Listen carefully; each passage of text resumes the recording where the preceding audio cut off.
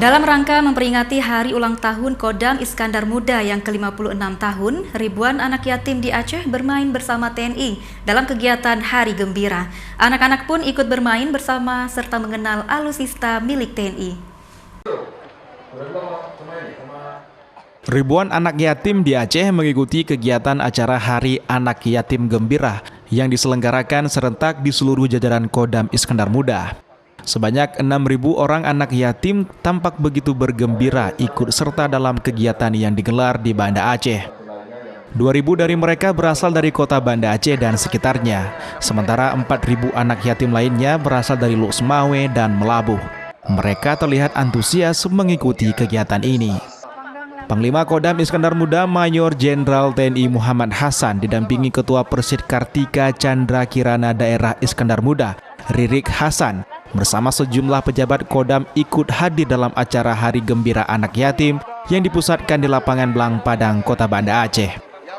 Pangdam mengatakan kegiatan Hari Gembira Anak Yatim ini merupakan salah satu rangkaian Hari Ulang Tahun Kodam IM ke-65 yang jatuh pada 22 Desember 2021 lalu.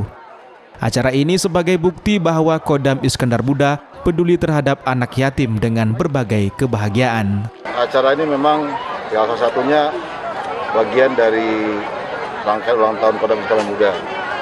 Dan pada kesempatan ini kita membuat acara yang mungkin sedikit tidak biasa, yaitu membawa anak-anak yatim untuk bergembira. Sehingga memang ini bentuk kepedulian kita terhadap anak yatim yang memang dari sisi apapun memang harus kita santuni.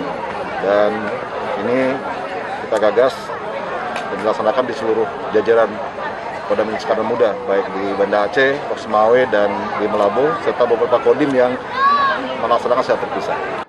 Adapun kegiatan ini dimulai dari wisata edukasi, mendirikan stand pameran alat sistem persenjataan atau alutsista, serta berkeliling kota dengan kendaraan tank milik TNI dan bermain dengan sejumlah kegiatan. Jalan-jalan ke museum, terus lihat mobil tadi, bisa lebih kenal sama TNI, gimana tentang dulu kejadian tsunami. Semoga terus berlanjut, bisa jalan-jalan lagi.